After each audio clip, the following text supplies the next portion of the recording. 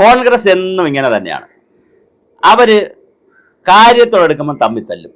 അതുവരെ ഭയങ്കര സന്തോഷമായിരിക്കും. ചില പഴയ വീടുകളുണ്ട്, ഇപ്പോഴും അങ്ങനെയല്ല, ഇപ്പോഴും ഉണ്ടെന്ന് പറഞ്ഞു. പാലുകാച്ചിന് മുമ്പേ വീട്ടിൻ്റെ ഫ്രണ്ടിൽ എന്തെങ്കിലും ഒരു പഴം തുണിയൊക്കെ കൊണ്ട് കെട്ടി അതിൻ്റെ വില വഴക്കുണ്ടാകും. ചില ഉത്സവ പറമ്പുകളിൽ ഉത്സവം അങ്ങോട്ട് തുടങ്ങുമ്പോൾ അടിയും തുടങ്ങും. ഒരു കാര്യമില്ല, കരക്കാർ തമ്മിലാണ് അടിക്കുന്നത്.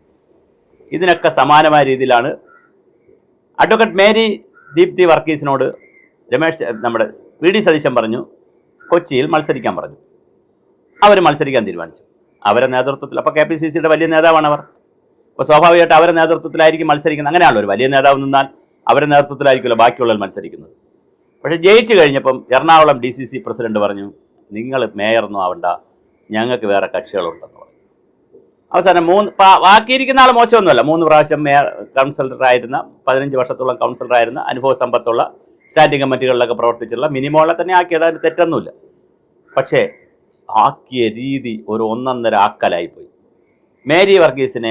ദീപ്തി മേരി വർഗീസിനെ കരയിച്ചുകൊണ്ട് വേണ്ടായിരുന്നു. പക്ഷേ അവർ വളരെ പക്വതയോടുകൂടി ഞാൻ വിചാരിച്ചു മറ്റൊരു ലതിക സുഭാഷ് ആവും, അവർ BJP പോവുകയോ തലമൊട്ട അടിക്കുകയോ തിരുവനന്തപുരത്തേക്ക് വണ്ടി കയറുമെന്ന് വിചാരിച്ചു. പക്ഷേ അവർ വളരെ പക്വതയോടുകൂടി പറഞ്ഞു. അതുകൊണ്ടൊരു സാധ്യതയുണ്ട്, ഇനി അടുത്ത തൃക്കാക്കരയിലെ സ്ഥാനാർത്ഥി ദീപ്തി മേരി വർഗീസ് ആയിരിക്കുമോ?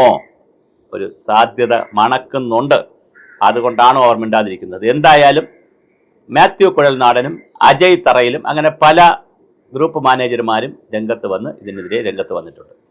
വി.ഡി. സതീശൻ പറഞ്ഞു, ഞാനൊന്നും പറഞ്ഞില്ലേ രാമനാരായണ, ഞാൻ ഇറങ്ങിപ്പോയി, UDF യോഗത്തിൽ നിന്ന് ഇറങ്ങിപ്പോയി കാസർഗോഡ് നിൽക്കുകയാണ്, ഇപ്പോൾ തിരുവനന്തപുരത്തേക്കുള്ള യാത്രയിൽ നിൽക്കുകയാണ്, എനിക്ക് ഞാൻ ബസ് കാത്ത് നിൽക്കുകയാണ് തിരുവനന്തപുരത്തേക്ക്, വേറെ ഒരു പരിപാടിയില്ല. KC വേണുഗോപാൽ പറഞ്ഞു, KC വേണുഗോപാലാണ് ശരിക്കും പറഞ്ഞാൽ ദീപ്തി മേരി വർഗീസിൻ്റെ ഒരു സ്പോൺസർ. പക്ഷേ എങ്കിലും KC പറഞ്ഞു, ഞാനൊന്നും പറഞ്ഞില്ലേ രാമനാരായണ, നിങ്ങളെ പാടായി. കാരണം അദ്ദേഹത്തിനറിയാം ഏതെങ്കിലും തരത്തിൽ മുഖ്യമന്ത്രി സ്ഥാനത്തേക്ക് വരാനൊരു സാധ്യത ഉണ്ടെങ്കിൽ ഇതിൻ്റെ പേരിൽ ദീപ്തി മേരി വർഗീസിന് മേയറാക്കി കൊടുക്കുന്നതിൻ്റെ പേരിൽ എന്തിന് വി.ഡി. സതീശനുമായിട്ട് തെറ്റുന്നു? എല്ലാവരും കച്ചവടമാണല്ലോ. ഓരോരുത്തരും അവരവരുടെ കാര്യങ്ങൾ കാലുറപ്പിക്കാൻ നിൽക്കുമ്പോൾ അടുത്തവൻ്റെ കാലിൽ ചവിട്ടും. അതാണല്ലോ പാർട്ടി. അതുകൊണ്ടാണല്ലോ ബെർണാഡ് ഷാ പറഞ്ഞത്, politics is the last resort of A scoundrel എന്ന് വെറുതെ പറഞ്ഞതല്ല, ചുമ്മാ തമാശയ്ക്ക് പറഞ്ഞതല്ല ബെർണാഡ് ഷാ. അപ്പോൾ ബെർണാഡ് ഷായുടെ വേറെ കഥയും നമ്മൾ കേട്ടിട്ടുണ്ട്. അപ്പോൾ അത് ബെർണാഡ് ഷാ അത്ര സുന്ദരനല്ല. അപ്പോൾ സുന്ദരിയായ ഒരു പെണ്ണ് ചെന്ന് ബെർണാഡ് ഷായോട് ചോദിച്ചു, സുന്ദരനല്ലാത്ത നിങ്ങളും സുന്ദരിയായ ഞാനും തമ്മിൽ കല്യാണം കഴിക്കുകയോ അല്ലെങ്കിൽ നമ്മൾ തമ്മിൽ ബന്ധം വയ്ക്കുകയോ ചെയ്ത് അതിലൊരു കുഞ്ഞുണ്ടായാൽ നല്ല ഇതാവുമല്ലോ, സുന്ദരനായിരിക്കുമല്ലോ എന്ന് പറഞ്ഞു. അസുന്ദരനായിരിക്കും, അങ്ങനെ നല്ലൊരു സുന്ദരനായ മകനെയെങ്കിലും കിട്ടുമല്ലോ എന്ന് ചോദിച്ചപ്പോൾ ബെർണാഡ് ഷാ തിരിച്ചു ചോദിച്ചു, ഞാൻ സുന്ദരനല്ല, നിങ്ങൾ സുന്ദരിയാണ്, തിരിച്ച് സംഭവിച്ചാലോ? വരുന്ന മകന് സൗന്ദര്യം ഇല്ലാത്ത ആളായിപ്പോയാലോ? ഇങ്ങനൊരു ചോദ്യമുണ്ട്.